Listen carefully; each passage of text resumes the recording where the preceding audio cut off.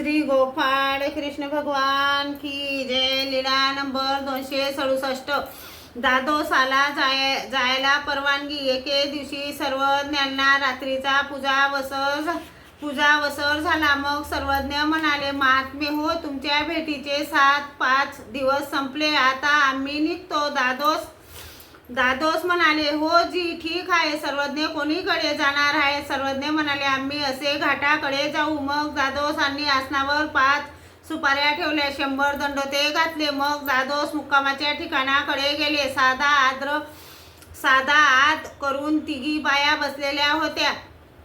सर्वज्ञ म्हणाले, साधे हो, महात्मा मुक्कामाच्या ठिकाणी गेला, तुम्ही का नाही जात? हो जी, जाऊन काय करायचे? सर्वज्ञ म्हणाले, तरी काय म्हणायचे हाय साधे हो? साधा म्हणाली, जी, आम्हाला सर्वज्ञांनी आपल्या सोबत घाटावर येऊ द्यावे जी। तेव्हा बाईसा म्हणाले, घाटावर कुठं येता? रस्त्याने काय भिक्षा मिळणार आहे? घाटावर भिक्षा होत नाही। तेव्हा सर्वज्ञ म्हणाले, बाई, प्राणी याचे या इष्टा आड न येईजे की? तशीच साधा मुक्कामाच्या ठिकाणी गेली। साधाला असे झाले की सर्वज्ञांनी आम्हाला येऊ दिले।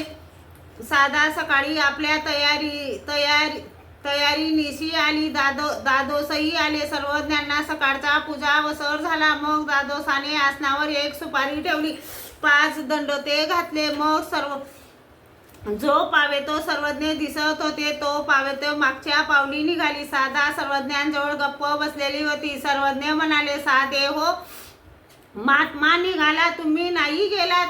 हे काय जी, आम्हाला सर्वज्ञांनी येऊ दिले नाही। मग सर्वज्ञ लाई माईसाला म्हणाले, तुम्ही काय जी येलो? साधा लहान, मला यावेच लागेल, नाहीतर गोत्रा कुटुंबाचे बोलणे ऐकावे लागेल। सर्वज्ञ म्हणाले, असं तर तुम्ही साधाला रक्षण आहात म्हणा। मग सर्वज्ञांनी रत्नाईसाला विचारले, बाई, तुम्ही काय?